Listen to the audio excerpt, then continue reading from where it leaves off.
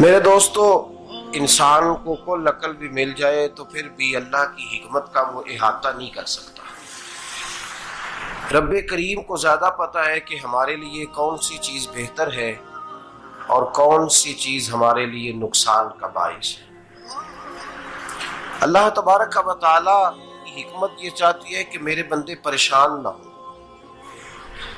رب یہ چاہتا ہے کہ میرے بندے کسی جگہ پہ بھی دقت اور پریشانی کا شکار نہ ہو، تو اللہ تبارک و تعالی نے راہ اعتدال اختیار کرنے کا حکم ارشاد فرمایا کہ تم اعتدال کے رستوں پہ چلو، معتدل زندگی گزارو،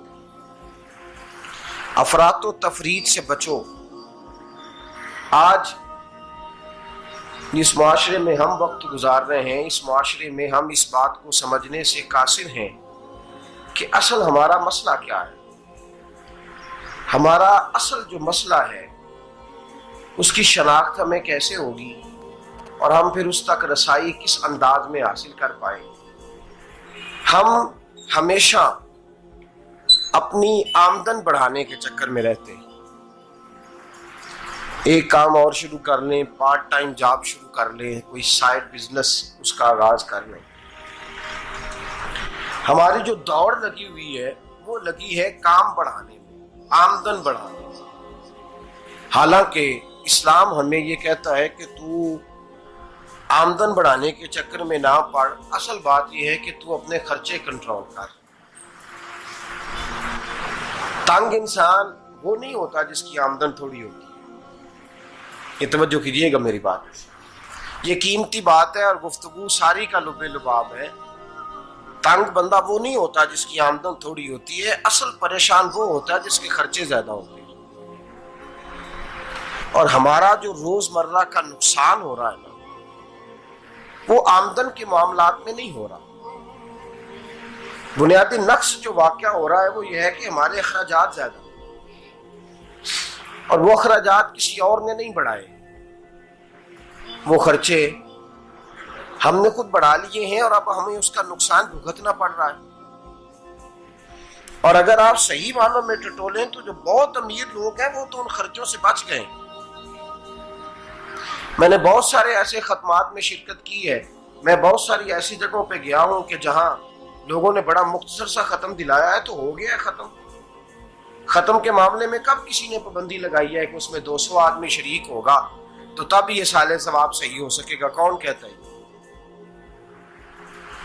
یا شادی کے موقع پر اگر سارے بہن بھائیوں کو نہ بلایا گیا تو میری شادی پایہ تکمیل تک نہیں پہنچے گی، اس میں برکت نہیں ہوگی، یہ کس نے فتویٰ دیا ہے؟ معتدل زندگی کا اسلام حکم دیتا ہے۔ میں پڑھ رہا تھا کہ ایک بہت بڑا صدر ہے، غالباً سوڈان کے صدر کی بات ہو رہی تھی، تو اپنے بیٹے کی بارات لے کے گیا تو 4 لوگ گئے ہیں بارات، اور 15 لوگوں کا اس نے اہتمام کیا اپنے گھر میں کھانا کھانے کا۔ تو کیا شادی ہو گئی کہ رک گئی؟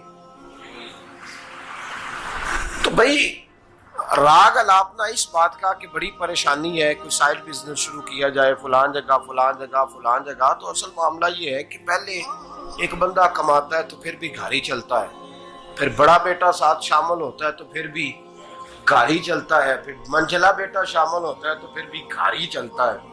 جو رونا دادا جی رویا کرتے تھے کہ بڑی مصیبت ہے، بڑی مشکل ہے، گاؤں میں رہ اکیلے ہوتے تھے اور وہ 5 بچوں کو اور 4 بچیوں کو وہ پالتے تھے، تو جو وہاں پریشانی تھی وہی آج پریشانی شہر میں آ کر پڑھ لکھ کر موٹی تنخواہ لے کر وہی پریشانی ہمیں ہے۔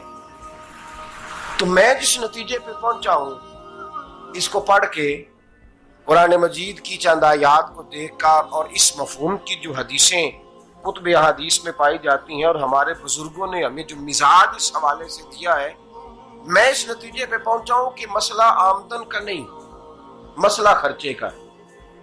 ہمارے خرچے بنیادی طور پر زیادہ، اور اگر پھر ہم زیادہ بوجھ خواتین پہ ڈالتے ہیں کہ وہ مطالبے زیادہ کرتی ہیں، اور اگر آپ مجھ سے پوچھیں تو خواتین کی بھی اگر کسی جگہ کوئی عادت خراب ہوتی ہے تو اس میں اصل کردار اس کا ہوتا ہے جو وہ عادت خراب تو کیوں اپنے گلے سے اتار کے آپ کسی کے گلے میں بات ڈالنے کے چکر میں ہیں؟ وہ خواتین کی طبیعت نہیں ایسی ہے. اصل بات یہ ہے کہ ہم نے عادت ڈالی ہے، ہم نے یہ مزاج ان کو دیا تو ان کا بنا ہے، نہ کیسے بن سکتا.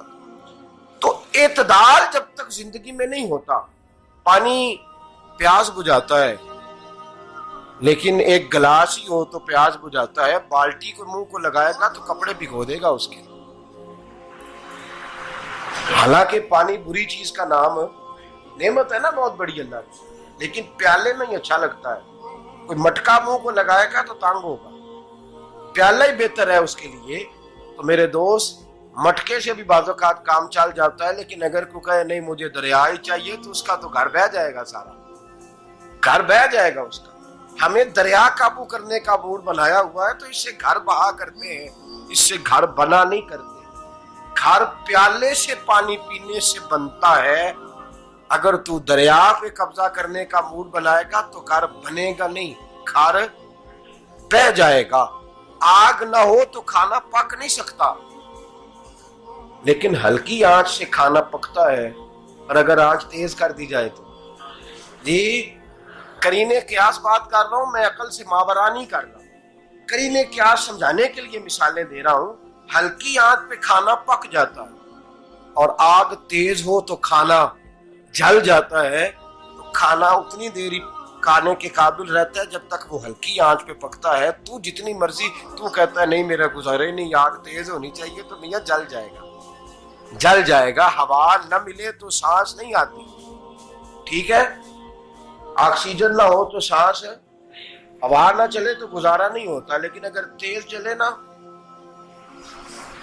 اگر تیز جلے تو تیز چلے تو آندھی اور طوفان بن جائے تو چھتیں گرا دیتی ہے، جانیں لے لیتی ہے.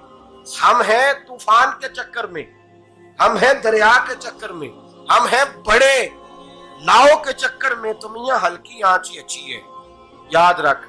اور ایک گلاس پانی کا اعتدال سے ملتا رہے تو وہی ملتا رہے، ضرورت کے وقت وہی بہتر ہے.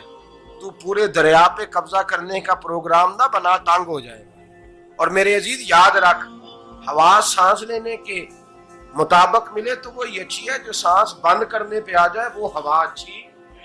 ہم نے چکر چلا لیا ہے کہ زیادہ پیسہ، راتوں رات پیسہ، لمبا پیسہ، یہ پلاٹ بھی میرا، وہ پلاٹ بھی میرا، گجرانوالا بھی، گجرات بھی، لالا موسیٰ کھاری اور پنڈی تک جہاں میں جاؤں میرے نام کی تختیاں لگی ہوئی ہونی چاہیے. اسلام منع